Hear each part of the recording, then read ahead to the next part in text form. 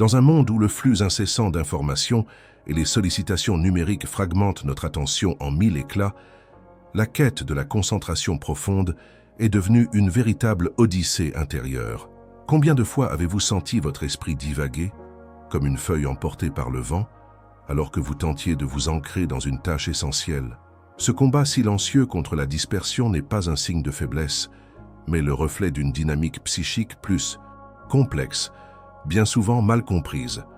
Et si la véritable maîtrise de la concentration ne se situait pas dans une discipline externe forcée, mais dans une plongée audacieuse au cœur de notre propre psyché, là où Carl Jung a tracé les cartes les plus profondes. Imaginez votre esprit non pas comme un simple outil à manipuler, mais comme un jardin vaste et parfois sauvage. Les pensées intrusives, l'épuisement mental face à l'effort, l'anxiété qui noue la gorge lorsque le chaos intérieur menace. Toutes ces sensations douloureuses sont les ronces qui étouffent à la floraison de l'attention. Vous aspirez à cette unité psychique, à cet état de présence où l'esprit n'est plus un champ de bataille, mais un sanctuaire inébranlable. Un point de gravité interne que les anciens sages appelaient le centre ou le soi. Ce désir ardent de clarté, de force tranquille, est une nécessité archétypique de notre âme. Le mode moine dont nous parlerons aujourd'hui n'est pas une injonction à l'isolement, radical ou à l'ascèse forcée, mais une invitation à cultiver une qualité d'attention qui transforme le monde intérieur. Ce n'est pas une énième technique de productivité, mais une voie royale vers une présence intégrale, nourrie par les insights de Carl Jung. Nous allons explorer comment les principes jungiens peuvent révéler les mécanismes cachés qui sabotent votre focus et surtout, comment les transformer en alliés. Il ne s'agit pas de positiver ou de s'auto-persuader, mais de comprendre, d'intégrer et de devenir. Préparez-vous à regarder votre esprit sous un jour nouveau, non pas comme une entité à contrôler, mais comme un dialogue incessant entre vos parties conscientes et inconscientes. La concentration véritable émerge de cette harmonie retrouvée, de cette danse subtile entre l'ombre et la lumière, entre le conscient et l'inconscient.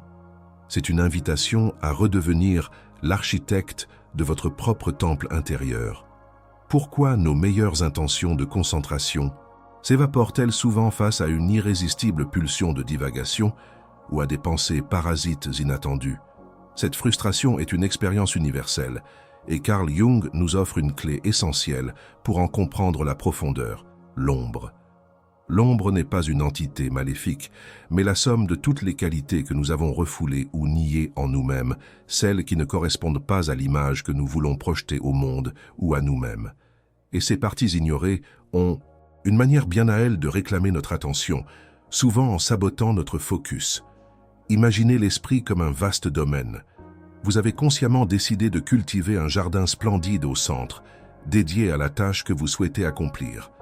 Mais aux confins de ce domaine, il y a des terres sombres, des forêts oubliées, des marécages que vous avez délibérément évités.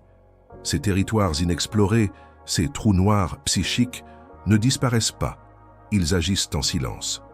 Leurs murmures deviennent des distractions. Leurs plaintes se transforment en une envie soudaine de consulter les réseaux sociaux, leurs anxiétés en un besoin compulsif de faire autre chose.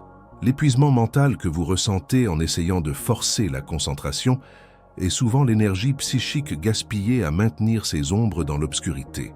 La virada contre-intuitive est la suivante. La distraction n'est pas seulement un manque de discipline externe, elle est souvent un symptôme d'un matériel, d'ombre non intégrée qui demande à être reconnue. Cette pulsion de procrastination n'est peut-être pas de la paresse, mais un désir refoulé de liberté ou une peur inconsciente de l'échec. La pensée intrusive n'est pas juste un bruit mental, mais un message symbolique de votre inconscient. Tenter de museler ces distractions sans comprendre leur origine est comme essayer d'éteindre une alarme incendie sans chercher la source du feu. Le bruit cessera peut-être un instant, mais le danger persistera. Le véritable mode moine ne consiste pas à éteindre ces signaux, mais à apprendre à les écouter. Pour cultiver une attention véritable, nous devons oser éclairer ces zones d'ombre. Un exercice pratique, à la lumière de Jung, serait la cartographie de la distraction. La prochaine fois qu'une distraction puissante vous détourne de votre tâche, au lieu de la repousser, invitez-la. Demandez-lui « Quel est ton message ? Que me révèles-tu sur moi-même? Notez dans un journal non pas la distraction elle-même, mais l'émotion sous-jacente, la peur, le désir, la blessure qu'elle pourrait masquer. Est-ce une peur de ne pas être assez bon, une anxiété face à l'inconnu, un désir d'échapper à une tâche qui semble écrasante, en donnant de l'espace à ces ombres, non pas pour les suivre aveuglément, mais pour les reconnaître, leur pouvoir de sabotage diminue. L'énergie qu'elles consommaient dans l'obscurité se libère et peut être réinvestie consciemment. Ce processus d'intégration est la première étape pour récupérer un centre d'attention stable, car le véritable soi n'émerge que lorsque l'ombre est vue et accueillie. Dans une existence fragmentée, où les rôles sociaux nous définissent souvent plus que notre essence, comment un esprit peut-il trouver son propre axe, sa cohésion inébranlable, lorsque tant de forces externes et internes le tirent dans des directions opposées? La quête de concentration que nous abordons n'est pas seulement une affaire de volonté, mais une résonance profonde avec le processus jungien d'individuation. L'individuation est le chemin par lequel un être humain devient un individu, c'est-à-dire une entité distincte et indivisible, se réalisant dans sa totalité. Elle implique l'intégration progressive des contenus inconscients dans le conscient, culminant dans la relation avec le soi, ce centre archétypique et unificateur de la psyché totale. Nous cherchons souvent la concentration comme une compétence à acquérir, une technique à appliquer de l'extérieur. Mais Jung nous murmure une vérité plus profonde. La concentration véritable est un état d'être interne, une qualité de présence qui émane naturellement lorsque la personnalité est alignée et intégrée. Si notre soi est le capitaine du navire de notre existence, l'individuation est le processus par lequel ce capitaine prend pleinement les rênes, naviguant avec intention et clarté, plutôt que de se laisser emporter par les courants inconscients ou les tempêtes du monde extérieur. Sans cet ancrage, notre esprit est comme un navire sans gouvernail, ballotté par chaque vague de distraction. La virada contre-intuitive ici est que l'absence de concentration n'est pas toujours un problème de focus, mais un symptôme d'une désintégration psychique, d'un soi non encore pleinement réalisé. Quand les différentes parties de nous-mêmes, notre persona social, notre ombre, notre anima ou animus, ne dialoguent pas harmonieusement avec le soi, elles tirent notre énergie dans des directions conflictuelles. Le soi, dans sa fonction régulatrice, cherche à unifier ces contraires. Lorsque nous nous éloignons de notre vérité intérieure, de notre mythe personnel, notre attention se disperse parce que notre énergie vitale n'est pas dirigée vers un objectif authentique et unifiant. Pour ancrer votre attention dans l'individuation, la pratique consiste à revenir au soi. Un exercice pratique peut être la contemplation du soi. Au-delà des techniques de concentration, interrogez-vous, qu'est-ce qui me nourrit véritablement? Quel est le sens profond de ce que je fais? Est-ce en alignement avec mon essence la plus profonde? Passez quelques instants chaque jour à vous connecter à ce centre silencieux en vous, à visualiser votre soi comme un point de lumière inébranlable au milieu de votre être. En écrivant vos rêves ou en pratiquant l'imagination active, vous pouvez aussi entrer en dialogue avec les symboles que le soi vous envoie, vous aidant à déchiffrer votre chemin d'individuation. Le mode moine devient alors une immersion délibérée dans ce processus d'unification. Il ne s'agit pas de faire, mais de devenir. Lorsque l'être intérieur est cohérent, le focus n'est plus un effort à produire, mais une conséquence naturelle de l'alignement. C'est l'ataraxie des stoïciens rencontrant le soi de Jung, une tranquillité et une clarté qui émergent non pas de l'absence de chaos, mais de la découverte d'un centre inébranlable en son sein. Quelle est cette force invisible qui, au fond de nous, sculpte nos habitudes de concentration ou de dispersion? Cette question nous mène aux archétypes de Jung, ces patterns universels et inconscients qui influencent nos comportements et nos perceptions. Notre capacité à entrer en mode moine n'est pas seulement une affaire de volonté personnelle, mais aussi la capacité à invoquer et à incarner l'énergie archétypale de la concentration profonde. Les archétypes, tels le sage, l'ermite ou même le constructeur, portent en eux des qualités de focus, d'introspection et de persévérance.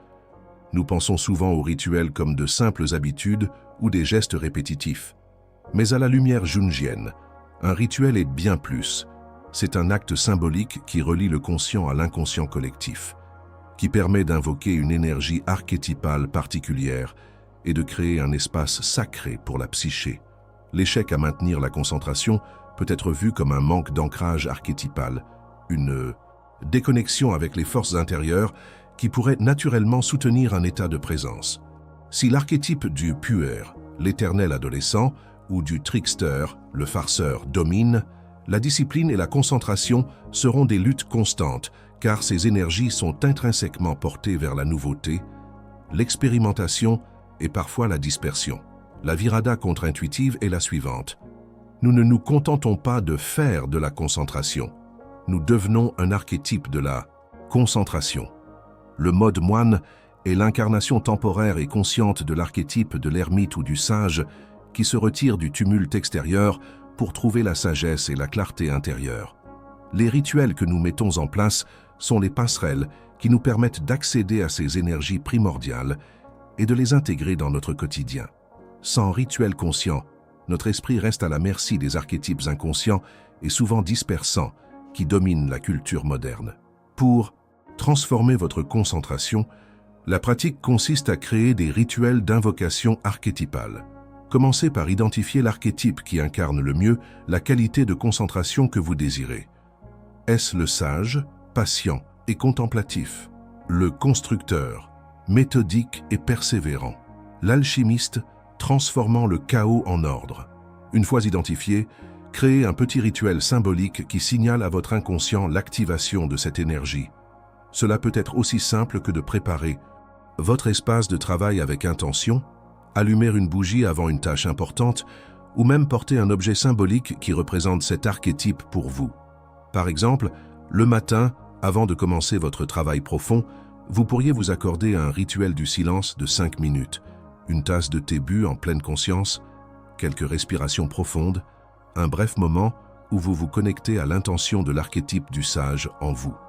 Ce n'est pas une simple habitude, mais un acte sacré qui conditionne votre esprit à entrer dans un état de réceptivité concentré. Le mode moine devient alors une pratique spirituelle du quotidien, où chaque geste intentionnel est une offrande à l'archétype de la présence et de la clarté, transformant votre environnement en un temple pour l'attention. C'est ainsi que l'esprit, soutenu par des forces invisibles mais puissantes, trouve sa voie vers une concentration durable. Notre exploration des principes jungiens pour maîtriser la concentration révèle une vérité essentielle. La quête de l'attention n'est pas une simple bataille contre les distractions externes, mais une danse profonde avec les arcanes de notre propre psyché. C'est un pèlerinage intérieur, un processus d'intégration qui nous invite à regarder au-delà des symptômes pour toucher les racines mêmes de notre dispersion. Nous avons vu comment l'ombre, avec ses murmures inaudibles, peut saboter nos tentatives de focus en réclamant la reconnaissance des parties refoulées de nous-mêmes. En apprenant à écouter ces distractions, non pas pour les suivre aveuglément, mais pour en déchiffrer le message, nous transformons une source de chaos en une voie d'intégration. Puis, nous avons plongé dans le processus d'individuation, comprenant que la concentration véritable émane d'un soi unifié, d'un centre intérieur stable. Lorsque nous sommes alignés avec notre essence la plus profonde, notre énergie psychique se dirige naturellement vers des objectifs qui résonnent avec notre vérité, rendant le focus moins un effort forcé qu'une conséquence naturelle de notre intégrité. Enfin, nous avons exploré le pouvoir des archétypes et des rituels, reconnaissant que le mode moine est l'invocation consciente d'énergie primordiale de sagesse et de discipline. En créant des rituels qui honorent ces archétypes, nous préparons le terrain psychique pour une concentration profonde et durable. La véritable concentration, à la lumière de Jung, n'est pas une chaîne qui lie l'esprit dans une rigidité forcée, mais le fil d'Ariane qui le guide avec douceur et fermeté à travers le labyrinthe du soi vers son centre lumineux. C'est une exploration patiente, une curiosité envers soi-même et un acte d'amour envers notre propre psyché. Il ne s'agit pas de réprimer le chaos, mais de le comprendre et de l'intégrer, permettant ainsi à une harmonie plus vaste d'émerger. Le mode moine n'est donc pas une évasion du monde, mais une immersion plus profonde en soi-même pour mieux habiter le monde. Il n'est pas une fin en soi, mais un moyen d'atteindre une présence plus authentique et une unité intérieure renouvelée. C'est un processus continu, une œuvre d'art que nous sculptons chaque jour, avec chaque moment d'attention consciente. Comment votre esprit répondra-t-il lorsque vous l'inviterez non pas à se battre, mais à s'intégrer? Quelle part de vous attend d'être écoutée pour que votre attention puisse enfin s'épanouir dans une clarté inébranlable? Le chemin vers la maîtrise de la concentration, tel que nous l'avons dessiné à travers la lentille jungienne, est moins une course contre la montre qu'une lente maturation, une alchimie intérieure où les éléments disparates de notre être se fondent en un or pur de présence. Peut-être avez-vous ressenti au fil de cette exploration la frustration familière de votre propre esprit qui semble vous échapper, ou la déception face aux échecs répétés à maintenir un focus soutenu. Sachez que cette lutte n'est pas un signe de faiblesse, mais le prélude à une découverte. Elle est le signal que quelque chose de plus grand demande à être intégré, que votre soi vous appelle à une unification plus profonde. Imaginez votre esprit comme un fleuve. Si des obstacles inconscients l'obstruent, il déborde en pensées chaotiques ou se disperse en multiples affluents d'inattention. La tâche n'est pas de forcer le fleuve à suivre un cours étroit, mais de dégager les débris et les sédiments pour qu'il puisse retrouver son flux naturel, puissant et directionnel. Les outils que Jung nous offre, l'écoute de l'ombre, la quête de l'individuation, l'invocation des archétypes, sont ces dragues symboliques qui libèrent le courant. Ce processus est profondément personnel et exige courage et persévérance. Il vous invite à confronter non pas vos faiblesses, mais vos richesses cachées. C'est en faisant face à ce qui est inconfortable, en éclairant ce qui est obscur, que l'on construit une concentration qui n'est pas seulement technique, mais existentielle.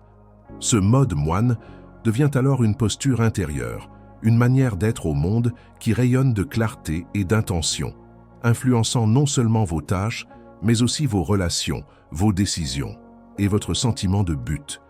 Il s'agit d'une transformation de la qualité de votre être, d'un alignement avec votre essence la plus profonde, où chaque instant est habité avec une intention renouvelée. Dans le silence attentif, nous ne fuyons pas le monde, mais nous apprenons à l'habiter pleinement, chaque moment, avec une sagesse qui transcende la simple efficacité.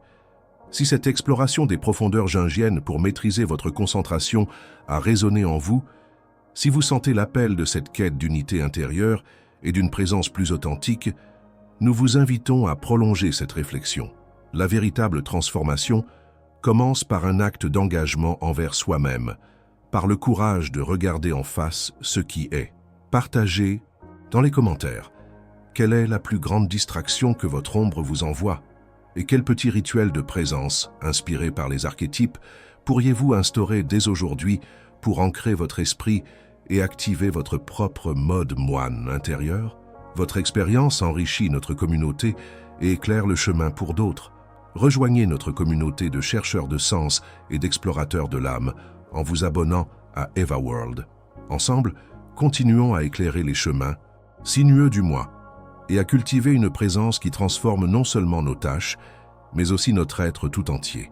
Le prochain pas vers votre concentration profonde commence ici, avec l'écoute attentive de vous-même.